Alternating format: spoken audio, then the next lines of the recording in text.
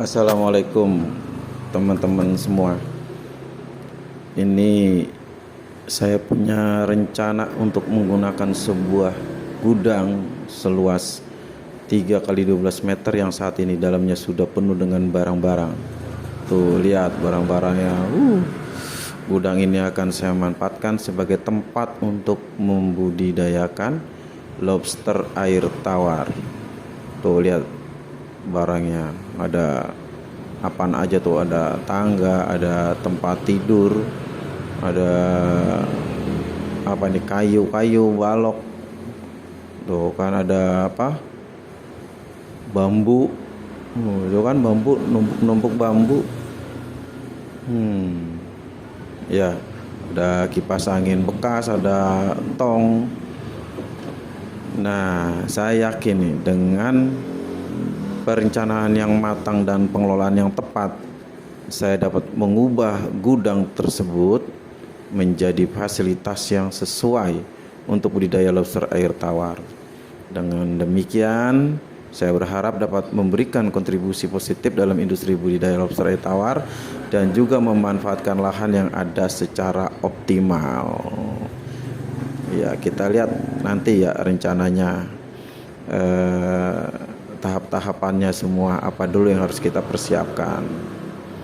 Oke teman-teman, kita lanjut ke rencana. Saya punya rencana yang pertama, yaitu target omset dulu ya. Nggak usah muluk-muluk, targetnya omset untuk sekali panen yaitu 4 juta rupiah, dengan asumsi bahwa untuk ukuran lobster yang bisa kita panen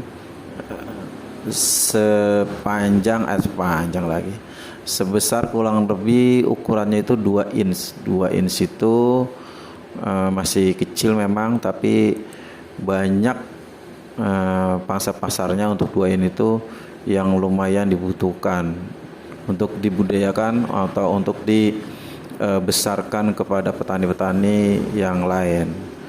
Ini per ekornya kurang lebih 2.000 rupiah ya, yang ukuran 2 inch.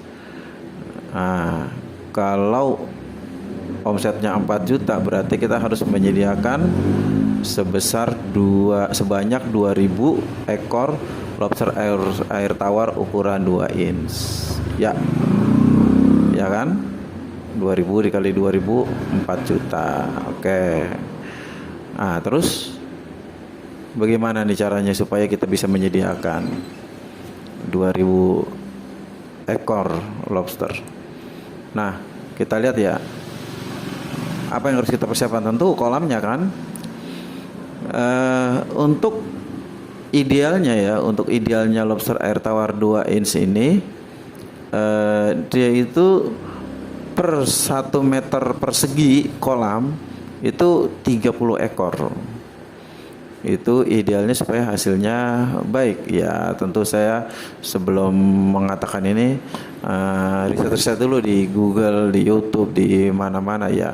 Ini sementara ya, nanti setelah saya dapat pengalaman, nanti saya akan update lagi sebenarnya seberapa ideal atau berapa idealnya untuk 1 meter persegi untuk lobster ukuran 2 in. Oke, berarti jika kita butuh 2.000 ekor, maka kita butuh kolam sebanyak 2.000 dibagi 30, yaitu sebesar 67 kolam dengan ukuran 1 meter persegi. Oke. Ya, berarti 67 kolam. Itu hanya untuk pembesaran sampai 2 in ya. Nah, oke, kita lanjut ya. Kolam sebanyak 67 buah. Nah, bagaimana dengan ukuran gudang saya yang hanya ukuran 3 kali 12 meter. Nah, kita lihat. Nih ya, ini bentuknya panjang seperti ini ya, 3 dikali 12 seperti ini ya, 3 kali 12. Kita lihat ukurannya ya. 12 meter panjangnya dan lebarnya 3 meter. Oke, itu ya. Nah, saya akan gunakan sebagian untuk kantor. Nah, untuk kantor ini luasnya saya ambil 3 meter. Berarti 3 meter. Oh, ini bukan 3 meter ya. Nggak usah penyampainya, 2 meter aja dah. Saya ambil 2 meter. Ya, 2 meter aja. Jadi nanti ukurannya 3 dikali 2 meter. Jadinya 6 meter persegi ya untuk kantor. Selanjutnya bagaimana dengan sisanya? Sisanya saya akan buat 1 meter persegi untuk satu kolam. Ya, jadi kalau 1 meter persegi itu jumlahnya semua menjadi 20 kolam. Ya, karena tengahnya kita akan gunakan untuk space kita mondar-mandir. Oke. Ya. Terus selanjutnya kalau 20 kan nggak cukup, sedangkan butuhnya itu 67. Maka kita akan buat tingkat kolamnya. Kalau kita buat 4 tingkat itu jumlahnya menjadi 80 ya, 80 kolam kalau kita buat 4 tingkat. Jadi 20 dikali 4 kan 80. Ya, bener ya. Ya. Kelebihan. Tadi kan kita butuh 67. Ya. 87 diambil 67, sisanya ada 13. Itu kan akan kita gunakan untuk kolam pemijahan. Oke, kita lanjut. Nah, ini rencana saya akan buat kolam itu ukurannya menjadi 1 meter dikali 2 meter karena akan lebih lebih ini biayanya, lebih kita beringkas biayanya. Dan kalau kita buat 1 kali 2 meter ini tetap kokoh dan kuat. Kita lihat aja nanti ya rencananya.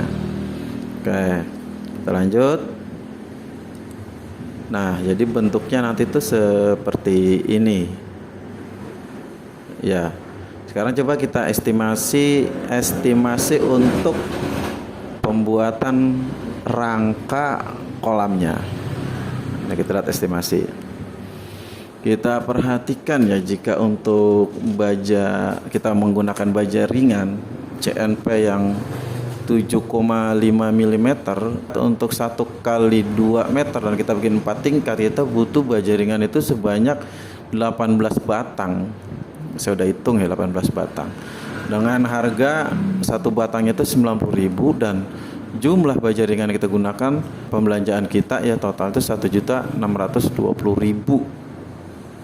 Nah, itu ya.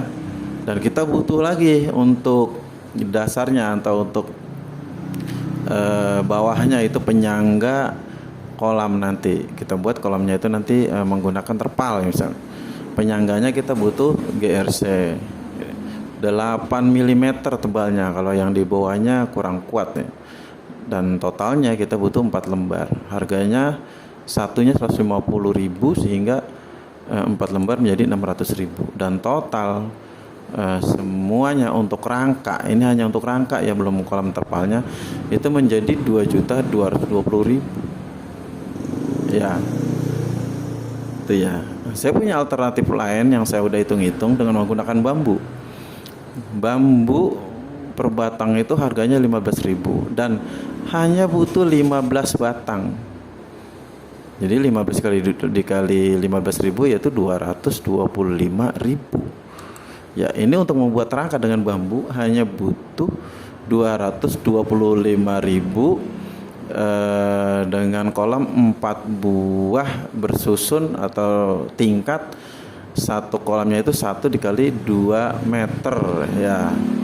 Ini ya jauh lebih ringan atau lebih murah dibanding dengan baja ringan. Maka dari itu untuk rencana saya ini akan saya gunakan bambu. Kita lihat tadi kan di gudang itu ada banyak bambu-bambu, itu aja dulu yang digunakan. Nanti kalau ada kekurangannya baru kita beli, jauh lebih murah ketimbang dengan menggunakan baja ringan. Dan sisanya dari belanja bambu itu uangnya akan digunakan untuk beli alat-alat untuk membuat rangkanya agar menjadi lebih cepat pekerjaannya. Ya, kita tahu kalau bambu kan lebih lama pasti pembuatan rangkanya daripada dengan baja ringan. Baja ringan, gunting-gunting, baut, selesai. Kalau ini kan dia mesti dilubangi, mesti dipaku, diapain nanti ya potong-potong gergaji. Nah, itu dia yang membuat jadi lebih lama. Tapi kita kan gunakan alat untuk mempercepat. Baik ya, kita lanjut. Nih rencananya ya. Ini rencana kerangkanya kalau kita lihat dari depan ini seperti ini 4 tingkat ya, dengan ukuran satu kolamnya itu hanya 40 cm. Jarak antara kolam satu dengan kolam yang lain ke atasnya itu ya 30 cm aja. Jadi total semuanya tingginya itu sebanyak 280 cm ya, itu ya. Oke, kita lanjut. Kalau kita hubungkan ke sisi bagian yang lain atau bagian belakang, yaitu ini tengahnya itu seperti ini. Jadi itu yang biru itu, garis yang biru itu adalah penyangga untuk nanti dasarnya dari kolam.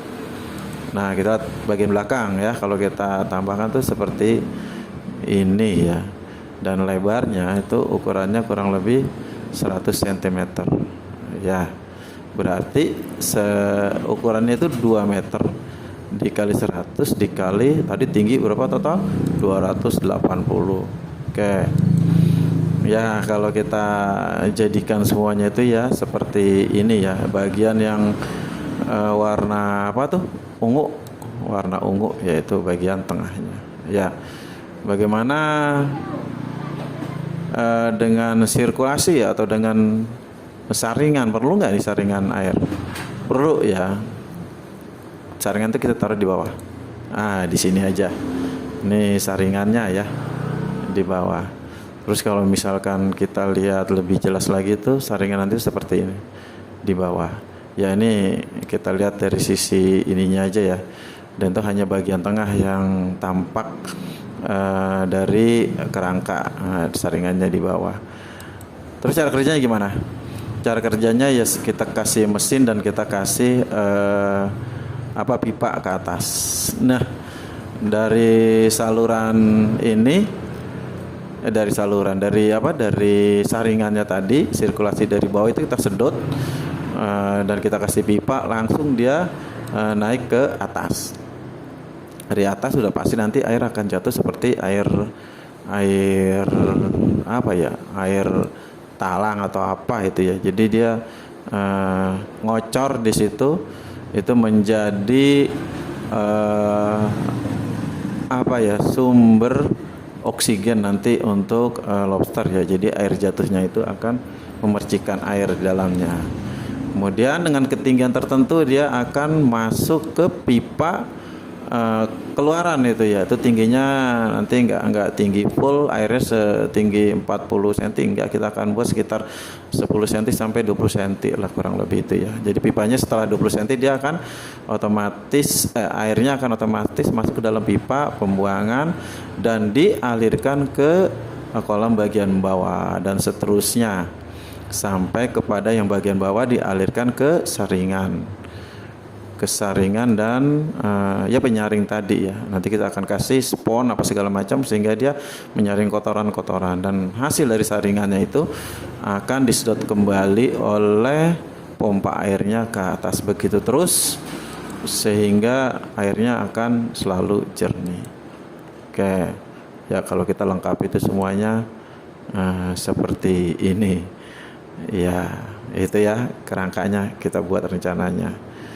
Oke, kita lanjut. Ya, untuk proses pembuatan kerangkanya kita membutuhkan alat-alat yang memadai agar pekerjaannya lebih cepat dan lebih efisien. Misalnya alat bor untuk membaut ya, mengebor dengan bukan dengan paku tapi dengan skrup kemudian kita butuh alat untuk melubangi, butuh alat untuk memperhalus permukaan bambu, butuh alat pemotong yang yang lurus dan akurat dan halus ya, supaya hasilnya nanti lebih baik atau mendekati sempurna lah begitu ya. Oke, untuk selanjutnya saya akan memeriksa alat-alatnya yang sudah ada, yang belum ada nanti akan kita order ya. Kita lanjut ke video berikutnya, itu unboxing alat-alat yang udah dibeli. Oke, demikian sampai di sini dulu. Terima kasih. Wassalam.